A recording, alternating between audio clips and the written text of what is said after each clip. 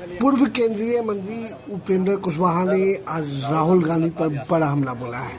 क्या कुछ कहा उपेंद्र कुशवाहा, आइए सुनते हैं। देखिए, जिस विषय को ये लोग मुद्दा बनाना चाह रहे हैं, जनता में मुद्दा है ही नहीं।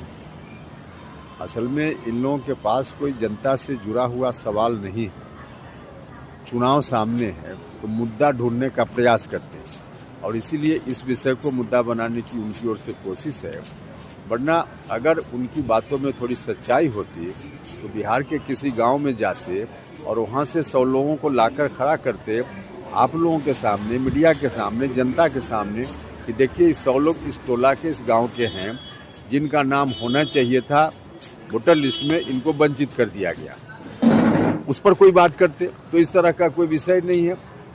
कोई शिकायत करने वाले लोग इस तरह के नहीं हैं और ये लोग खामखा हंगामा खड़ा कर रहे हैं। और इलेक्शन कमीशन ने अभी तो ड्राफ्ट पब्लिश किया है। अगर इंडिविजुअल किसी को कोई शिकायत है तो ऑब्जेक्शन देने का समय है।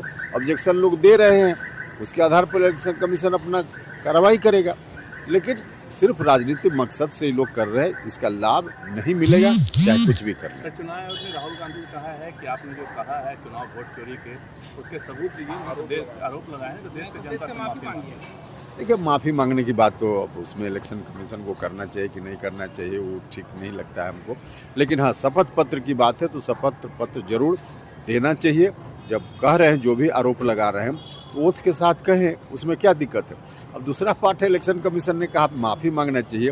ये काम तो पॉलिटिकल लोगों का है। इलेक्शन कमीशन हम किसी को माफ़ी मांगने के लिए कहे, यह भी उचित नहीं। एनडीए तरफ से उपराष्ट्रपति का चुनाव की घोषणा कर दी गई है। बहुत ही अच्छा सिलेक्शन है, बहुत ही अच्छा सिलेक्शन है। इस सिलेक्शन के लिए हम प्रधानमंत्री जी का धन्यवाद करते हैं।